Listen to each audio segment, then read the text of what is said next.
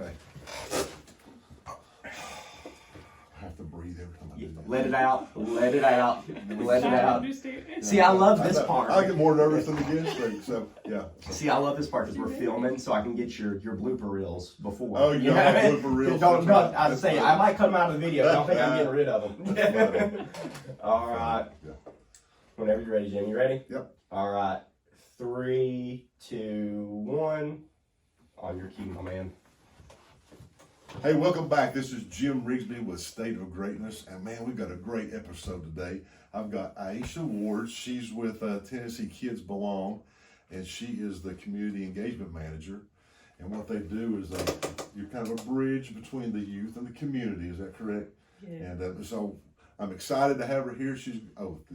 We've talked for an hour this morning, and I'm excited about all the things she's doing. So what I like to do, Miss Aisha, is welcome you aboard this morning, and if you wouldn't mind, just kind of tell us, what you guys do and how you're helping all these kids that are in foster care, because it's amazing to me. Yes. So we, like you said, we're a bridge between the youth and the community, and we focus on.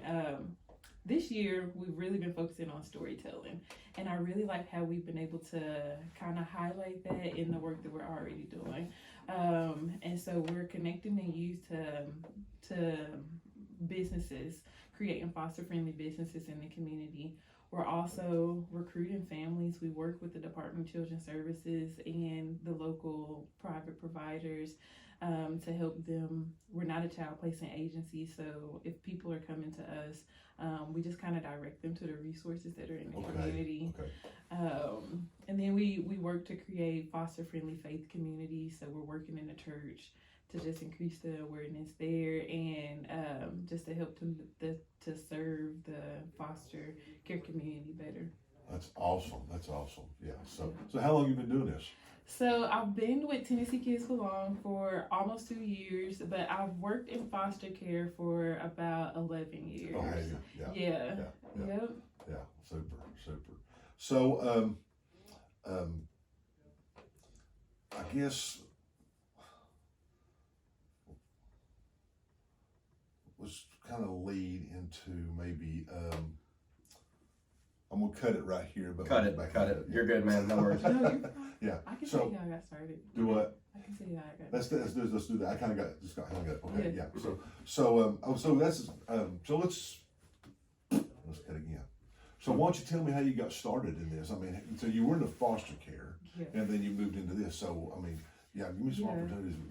And another thing I need to do too is tell everybody, we're showcasing the Northeast Tennessee area, right? I mean, it's throughout the whole state, but we're showcasing, and you're over the whole Northeast area. Yep, I'm over the whole Northeast region. And so I didn't know a lot about foster care initially when I first got into it at the previous agency, but I was first introduced to foster care and just the people that are impacted by the foster care system when I was working at Chick-fil-A in Knoxville, and this girl would always come in, and it was a woman and another woman, and then with children, and then this man would come once a week. And I never knew what was going on, but by the time she made it to the register, she was crying. So I always asked her if I could give her a hug. So she would always yes, she was open to me giving her a hug. I didn't really know what was going on, but later on I found out that she was having visitation with her children. And this happened for so long that I befriended her enough to where she eventually told me that one of the things that she needed to do was to not live in the same home as the father. And so for some reason I had more space than I needed, and I was like, come stay with me, How awesome is this? Yeah. And it was so y'all become really good friends then. Yes, we did. And honestly, I didn't realize it at the moment because I never knew of the previous agency I was at, or I never even really understood foster care. But it really was this deep dive into understanding that the children that we serve, their first family. And to see her journey, I never met her kids, so I only interacted with her. Okay. And the kids end up getting Even adopted. the whole time that she stayed with you, you never met the kids? No, because they were always out of the home in the foster family, which went on to adopt them. And to see, it's like she was chronologically an adult, but she was stuck in her own trauma. And it really created, like now, 11 years later, I still have like a deep passion for biological families, because seeing her struggle, and she never really got the help she needed. But yeah, and so that's how I started. That's neat. Yeah. Yeah. Which I didn't know. Like I said, I didn't even know I would end up working in the foster care. But it's crazy that happened. So that led you into the foster? Yes. Because of your... Well, someone offered me to move me a job, and he was like, "Do you want to move to Johnson City?" And at the time, I hadn't really been past Knoxville, so I didn't know. The state of Tennessee is so long, and so right. And so it was like I was in. So you're from Memphis, or you were on Memphis side, right? Yes. Okay. So I'm hopping time zones, you know. Yeah. So I didn't know, that it went further, and so that's how I ended up in Johnson City in foster care. Oh, that's awesome. That's awesome. Good deal. Yeah. And so you guys are. I know we talked about you doing like videos and showcasing these children who are in foster care, who have not been adopted. Is that correct? Yes. And I've seen one of the videos. It's just they're wonderful kids. It seems like So do you do those often and showcase the kids and I know you give me a couple of success stories where the kids were actually adopted out. So can you kind of just elaborate on that a little bit and kind of tell me what you do? We truly believe that the most important voice in the room is the voice of the children, and so we really try to quiet our voices as much as possible, and so people could just really hear from the kids. And so the I Belong project is one of the biggest projects that we do across the state. And so in different regions, we have had at least one I Belong project or video shoot a month, and we have had anywhere between like 10 kids to over 30 kids. In Memphis recently, we had to have 2 days because there were so many kids that needed a video. And so that's what. That is, it's such an impactful day. I usually need a nap afterwards because I'm so emotionally like. There's just so much going on. I understand. You just kind of like and meeting each one of those young people, and they're so brave. They're so brave to come in there with the lights and the mics and the cameras and tell their story or tell what they and they know why they're doing it. They know that hopefully on the other end of the screen is somebody watching them that will say yes. And well, we take that for granted, the foster system, right? And we don't. I mean, I think we're all kind of like that. We don't know these kids. They're just a name on a piece of paper, right? Mm-hmm. And but then I seen your videos, and it brings them to life, and they're just little sweethearts, And the one that really got me was the little girl that they said, "What's your definition of family?" And she's like, "I don't know what family is," So we take for granted, when we do have a family, that there's kids like that who don't. So, but it's a fantastic what you guys are doing, So you're working with the businesses too, right? So you're working with them to kind of get. Explain it to me. Yes. We can talk about it a little bit, but you can explain it more than I can. So. No problem. So one of the things that the terms that we use is foster friendly. Like we want the most foster friendly community. The most foster friendly community in the state. Like all of us want that.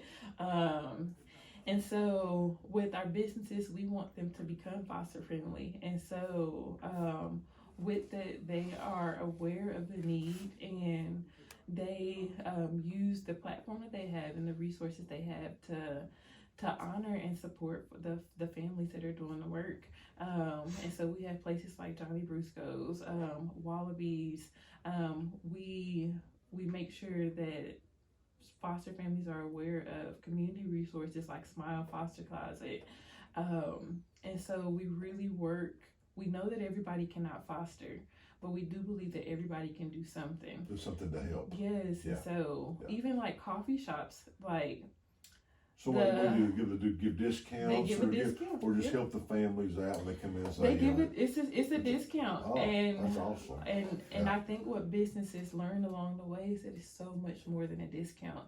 Like it creates this community of awareness and acceptance, and kind of like, I see you, I see you, and because I see you, I want to honor you by this small discount, which tends to go a long way. Goes a long way. Yeah.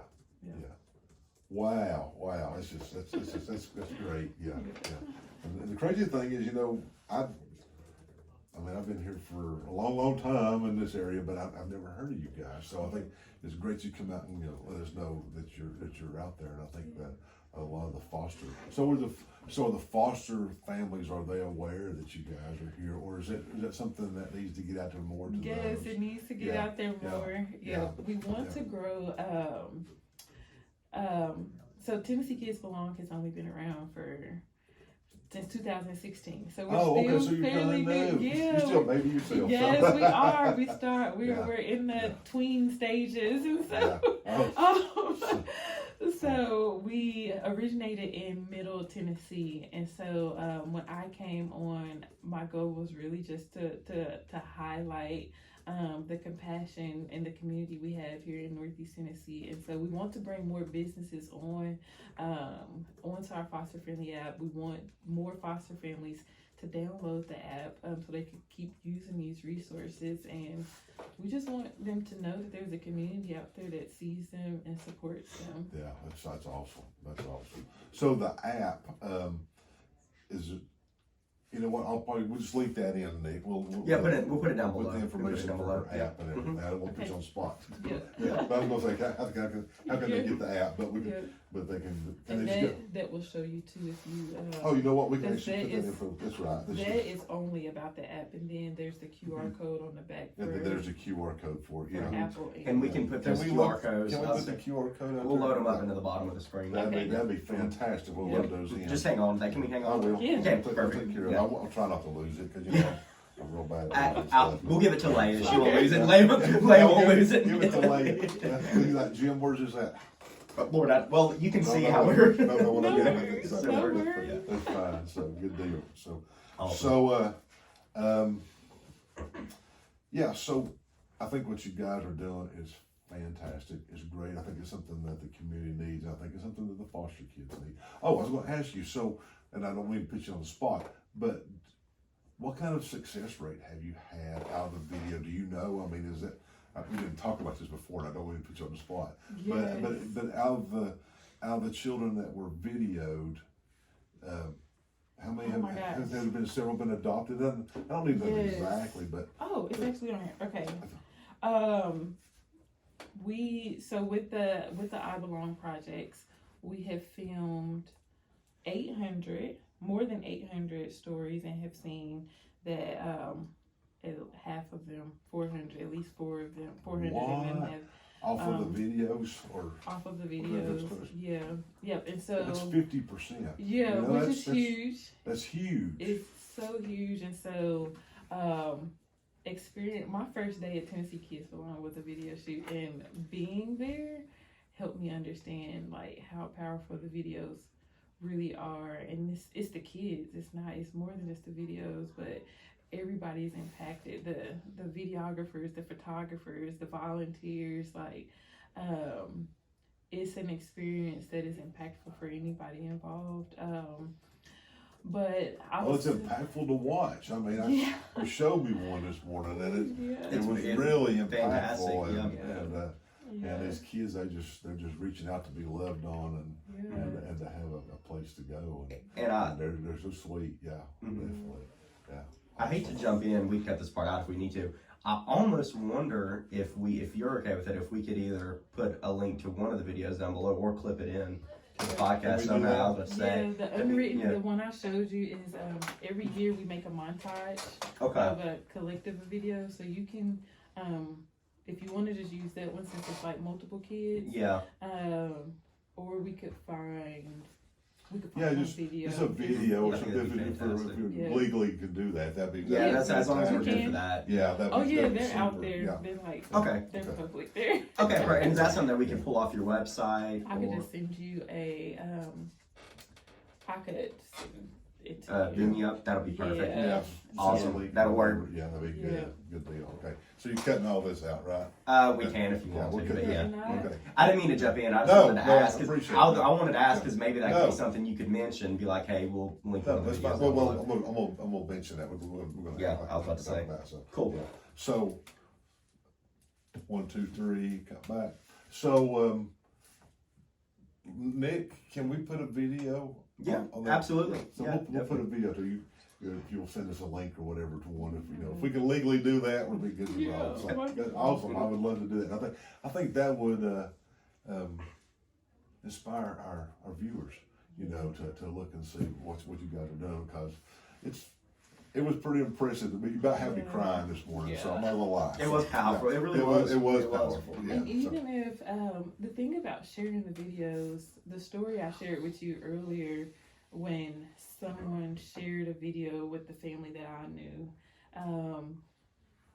watching the videos isn't always about seeing if you want to adopt that child. Watching the video is just as much about awareness and understanding. Exactly. Because in that particular situation I was telling you earlier, she knew someone that would be a good fit for this kid. So she sent it on to her sister. I see what you're saying. Yeah. Oh, so they actually didn't see that child, that kid. No, someone else saw it and was like, oh, this family would be great. Shared it and they fell in love, absolutely fell in love with it. They weren't even thinking about fostering or adopting or anything. Yeah. It's just, and now they adopted earlier this month. And so the videos, I just don't want people to limit themselves. Like, I'm not going to watch this because I can't adopt.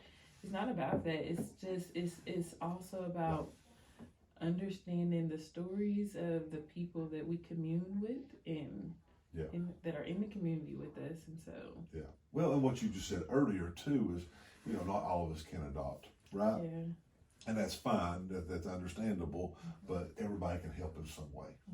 Some way or another, everybody can help. And I think you bring the masses in and everybody help just a little bit is just going to make a big impact. And I mean we were talking earlier, I hope you don't mind us share, but the cost on doing the videos cost, and so just to have someone to help donate for the videos or help with the videos or donate their time or whatever, I think that would be that'd be awesome.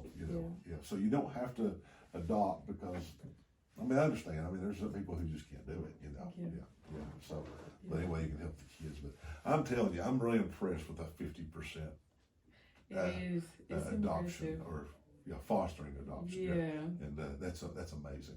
It is. So, it's great to see one of the kiddos on the video I showed you earlier. He didn't have any inquiries before we did his video, and then as soon as we did his video, he had like 150 inquiries, and they were coming in so fast, and it was just amazing how. And it was there was 150 people wanting him. 150 people interested in this kid. Where he didn't have anybody interested in him. He's like 17, but he really wanted a family. Yeah, he was really nice. Now, you could tell he was a nice kid. Yes, and so it's just like, it gives me chills. Sometimes I'm like, this is the work, and it works. And we also kind of like give them power over their own story. It's their story to tell. We just kind of give them the platform to tell their story. Tell what they want to of it and what they need to of it. That's awesome. That's fantastic. Well, this is why I do these podcasts, and folks like you and the kids belong, because here in Northeast Tennessee, I try to showcase how wonderful this place really is. Besides of what people think of us, but we have there's a lot of educated, intelligent folks who are helping the community. It's a loving community, and just the things that you do, as well as some of the other folks I've talked to, it's amazing, So, but unless you've got anything else, I'm gonna wrap us up. I mean, the only other thing is, you keep on talking. Just the only other thing that has been really impactful is working in the faith community as well. And so we do. What I've seen with working in the faith community is that there is power in collaboratively working together. There's a lot of passion, and you can burn out easily at trying to walk the road alone. But when we bring the faith community together, the whole community in together. Yes, and so we really try to bring faith leaders together to let's pool your resources together to support foster families. And so last year a couple of churches came together and did a parents' night out, so foster families could come drop off their kids, and they made that happen. We had a social worker luncheon earlier this year, and a couple of churches got together to love on the social workers that are also impacted by foster care. And so we're always trying to bring more churches in to just kind of bring awareness to about the people that are in their communities, their faith communities, that might be fostering, or their kids might be in foster care, and just kind of educate them a little bit too. Oh yeah, that's awesome. That's awesome. Yeah. Yeah, and just help them find ways to support the foster families and children and youth. Super. So if we've got a faith community that wants to help, what do? They just reach out to you? Yeah, they could. And I'm sure we'll put the links down there for everything too. Yeah, they could reach out to us. We in my region, I meet with churches that are interested in just learning more about foster care and just growing their foster care ministry. I meet with them every other month. We meet at different churches, and so we're about to have a Christmas party next week just to celebrate all the work that churches have done to impact that's cool. youth and care. Yeah. Awesome. So that's fun, but they could just reach out. I can give you my email address, and they can just email me, and we can put that as a link below. Yeah. Would you want to do that? Yeah. Okay, so we can add that as a link below. Yep. And that way they can reach out to you. Yeah. That'd be super. Yep. Golly, fantastic. Yeah. But I appreciate you coming out. Tell us your story. Tell us what you're doing in the community. You're a fantastic human being, I can tell. And the work you're doing is fantastic. And I know those kids need that. I've had some personal experience with the fostering side, and so I know these kids need that. It's just wonderful what you're doing. So thank you so much for having me. You're welcome. Yeah. Thank you. Awesome. All right. Thank you. Great job. You good? Oh, we did good. Yeah. Perfect. Yeah. Perfect. Good. Good.